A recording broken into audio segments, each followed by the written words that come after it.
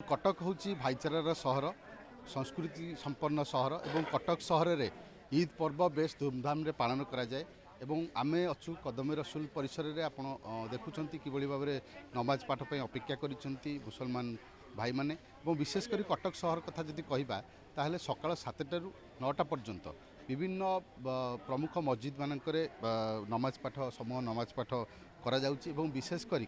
जो रोजा रखा जाइथिला जो पवित्र रमजान मास उपवास मास जो कष्टर मास धर्मर मास से मास को पालन करने पर गतकाली से माने रोजा भांगी एवं आज सका ईद पालन करा जाउची एवं ईद पर्व कटक सहर नियारा परंपरा जदि कटक सहर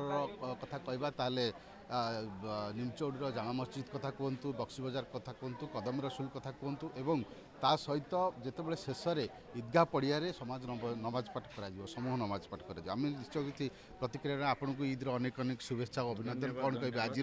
ईद पर्व केमी लगुच केते खुशी आपण मैंने केमी पालुं कटक सब हिंदू भाई मान भी धन्यवाद जेहेतु आम सहित मिसिकी ईद को पालन करती भाईचारा सहर जमी आम दशहरा सहित मिशुचु से मैंने आम सहित सेमती ईदर भी मिशंती आ ईदर गोटे खुशी वार्ता जाए आ सब गोटे खुशी आम पालन करूँ ईदर नुआ नुआ सब पिला माने ड्रेस पिंधती आ खुशी भाव में या पालन करती एक दूसरा को शुभेच्छा दियंती या बहुत सुंदर भाव पालन करती एक दूसरा शांतिर वार्ता दियंती सब कटक सहर कटक सहर जेहेतु भाईचारार सहर एवं कटक सहर में समस्त ईद को बेस धूमधाम रे पालन करते आम प्रतिक्रिया नवा आम सहित रमजान खान अच्छा जी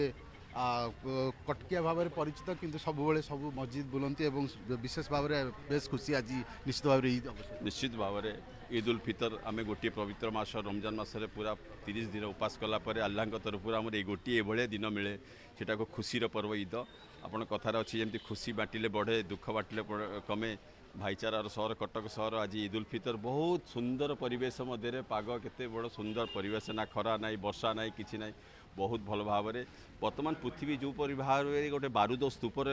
ठिया केते कौन हो पारे विश्व किसी कही होनी तो शांति पाई सद्भावना पाई गोटे अमन पाई आज प्रेयर हो प्रथम नमाज ये 8टा बेले होता परवर्ती नमाज 9टा बेले जस्ट सर एवं शेष प्रेयरटा 10:30 ईदगाह हम कटक सहर गोटे खुशनुमा माहौल गोटे सुंदर परिवेश मध्य आज भाईचारार सहर कटक सहर ईद उल फितर मनाऊ आपड़ गोटे पचार पाइबी बर्तमान आप कष्ट धर्म मास शेष है ताकू आप रोजा भांगिले आज हूँ कष्टर नुह यहाँ हूँ पवित्र मास थिला रमजान मास ये मास जो हूँ पुण्यर मास यहाँ कष्ट केबे हुए क्या कष्ट हुए नहीं जहाँ को कष्ट होता से कष्ट दूर हो जाए ये पवित्र मसरे जी दान धर्म जहाँ करेंगे सेटा है आपन पुण्य ये सब सरला 30 दिन सरला ये 30 दिन उपवास सरला नमाज पाठ तरावी पाठ सरला ईद आजिका जो दिन हूँ ईद दिन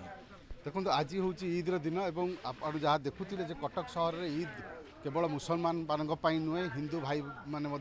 ईद रे सामिल होती से आमर दशहरा सामिल होती ये हूँ कटकर परिचय ये हूँ कटकर परंपरा ऐतिहासिक संपन्न और भाईचारार सहर कटक सहर।